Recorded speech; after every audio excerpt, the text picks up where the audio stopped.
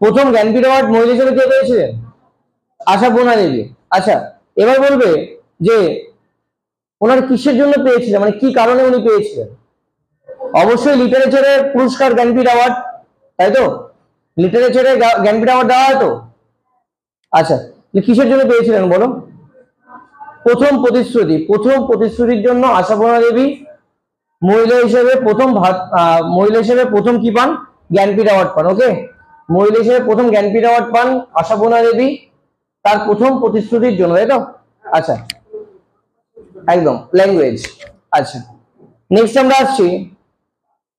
আমরা আসছি বলবে যদি মহিলা হিসেবে যদি মেনশন না করে, যদি নর্মালি যদি বলে যে প্রথম জ্ঞানপীঠ অ্যাওয়ার্ড কে পেয়েছিলেন, তাহলে কি হবে? প্রথম জ্ঞানপীঠ অ্যাওয়ার্ড কে পেয়েছিলেন মহিলা বলেনি, ইন জেনারেল কে পেয়েছিলেন, মানে কে পেয়েছিলেন বলো, জানা আছে? জি শঙ্কর কুরুপ লেখা আছে না? বাহ, সুন্দর, জি শঙ্কর কুরুপ। আচ্ছা, তাহলে আমরা মোটামুটি জ্ঞানপীঠ অ্যাওয়ার্ডটা জেনে নিলাম। নেক্সট আমরা আসছি, বলে প্রথম ভারতরত্ন পেয়েছেন মহিলা হিসেবে কে? ইন্দিরা গান্ধী। কত সালে? 1970 লিখেছেন। বাহ, সুন্দর। নেক্সট, প্রথম মানে ফার্স্ট পস্টুমাস ভারতরত্ন অ্যাওয়ার্ড কে পেয়েছেন? খাতা দেখে নয়, ফার্স্ট পস্টুমাস মানে মরণোত্তর ভারতরত্ন অ্যাওয়ার্ড কে পেয়েছেন?